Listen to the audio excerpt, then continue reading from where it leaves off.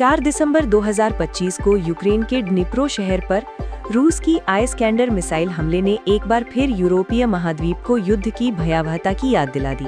इस हमले में कम से कम 4 लोग मारे गए, जबकि 40 से अधिक व्यक्ति घायल हो गए। स्थानीय अधिकारियों के अनुसार मिसाइल एक व्यस्त बाजार क्षेत्र में गिरी, जहां लोग दैनिक खरीदारी कर रहे थे। यूक्रेन के राष्ट्रपति वोलोदिमिर ज़ेलेंस्की ने इस घटना को रूसी आक्रमणकारियों की क्रूरता का एक और प्रमाण बताते हुए अंतर्राष्ट्रीय समुदाय से तत्काल सहायता की मांग की है। संयुक्त राष्ट्र के मानवाधिकार कार्यालय ने हमले की निंदा करते हुए कहा कि यह नागरिकों पर अंधाधुंध हमला है, जो जिनेवा कन्वेंशन का स्पष्ट उल्लंघन है। कैरेबियन सागर में अमेरिकी सेना द्वारा वेनेजुएला से जुड़ी कथित ड्रग तस्करी नावों पर किए गए हमलों ने 4 दिसंबर 2025 को अंतर्राष्ट्रीय कानून के उल्लंघन का एक बड़ा विवाद खड़ा कर दिया। पूर्व अंतर्राष्ट्रीय अपराध न्यायालय (ICC) अभियोजक डेविड कोल ने इन हमलों को युद्ध अपराध और हत्या करार देते हुए कहा कि बिना मुकदमे के निष्पादन अंतर्राष्ट्रीय मानवाधिकारों का उल्लंघन है। हमलों में 80 से अधिक लोगों की मौत हुई, जिनमें कई नागरिक शामिल थे। राष्ट्रपति डोनाल्ड ट्रंप ने रक्षा मंत्री पीट हेग्सेथ का बचाव करते हुए कहा कि ये कार्रवाइयां राष्ट्रीय सुरक्षा के लिए आवश्यक हैं और वेनेजुएला के अंदर जमीनी हमलों की संभावना से इनकार नहीं किया। वेनेजुएला के राष्ट्रपति निकोलस मादुरो ने ट्रंप पर साम्राज्यवादी आक्रमण का आरोप लगाते हुए संयुक्त राष्ट्र से हस्तक्षेप की मांग की है। अमेरिकी व्हाइट हाउस ने स्पष्ट किया कि हमले ड्रग तस्करी नेटवर्क को निशाना बनाने के लिए थे, लेकिन सटीक आदेश कौन सा अधिकारी दे रहा है, इस पर भ्रम है। मानवाधिकार संगठन एमनेस्टी इंटरनेशनल ने जांच की मांग की है, जबकि लैटिन अमेरिकी देशों ने क्षेत्रीय तनाव बढ़ने की चेतावनी दी है। विशेषज्ञों का सहाय है कि ये घटना ट्रंप प्रशासन की विदेश नीति को प्रभावित कर सकती है, खासकर 2026 के मध्यावधि चुनावों से पहले।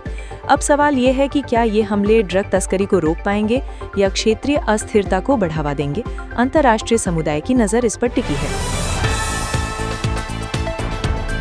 भारत सरकार ने एक महत्वपूर्ण फैसला लेते हुए संचार साझी पोर्टल पर सिम कार्ड जारी करने से पहले पूर्व स्थापना यानी प्री इंस्टॉलेशन की अनिवार्यता को हटा दिया। यह कदम टेलीकॉम कंपनियों और उपभोक्ताओं के लिए बड़ी राहत है, क्योंकि पहले ये प्रक्रिया सिम एक्टिवेशन में देरी का कारण बन रही थी। संचार मंत्री ज्योतिरादित्य सिंधिया ने कहा कि ये बदलाव डिजिटल इंडिया को मजबूत करने के लिए है, जिससे 10 करोड़ से अधिक नए कनेक्शन तेजी से जारी किए जा सकेंगे। इस निर्णय से एयरटेल, जियो और वोडाफोन आइडिया जैसी कंपनियों को लाभ होगा, जो पहले अनुपालन की वजह से जुर्माने का शिकार हो रही थीं। उपभोक्ता संगठनों ने इसे स्वागत योग्य बताया, लेकिन साइबर सुरक्षा विशेषज्ञों ने चेतावनी दी कि फर्जी सिमों की संभावना बढ़ सकती है। सरकार ने वैकल्पिक सत्यापन तंत्र मजबूत करने का वादा किया है। ये कदम जीएसटी काउंसिल की हाल ही में बैठक के बाद आया है, जहां डिजिटल अर्थव्यवस्था पर जोर दिया गया।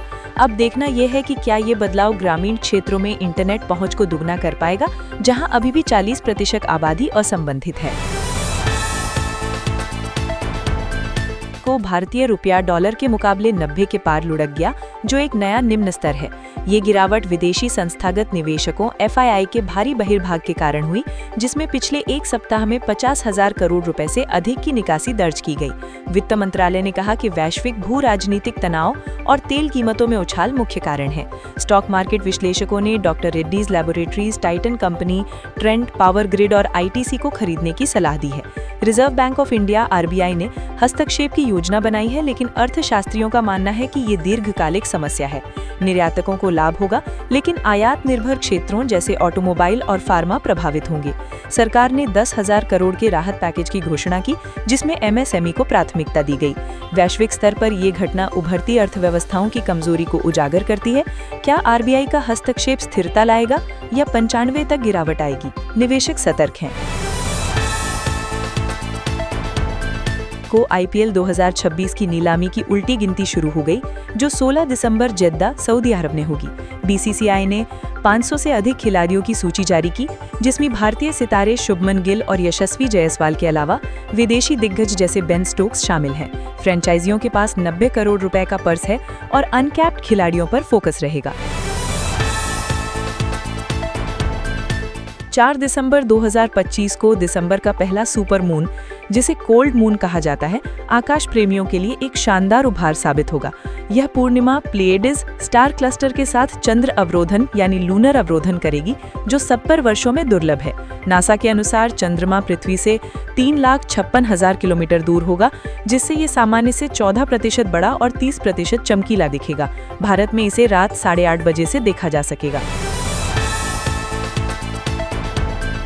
राष्ट्रीय परीक्षण एजेंसी एनटीए ने यूजीसी नेट 2025 के लिए नोटिफिकेशन जारी किया।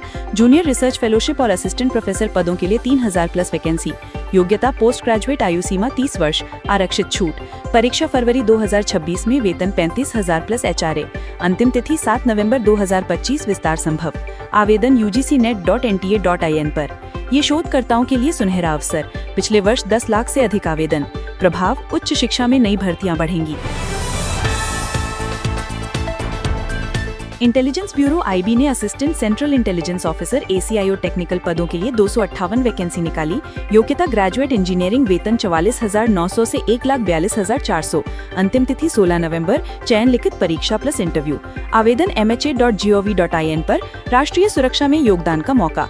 प्रभाव, युवाओं को खुफिया एजेंसी में प्रवेश।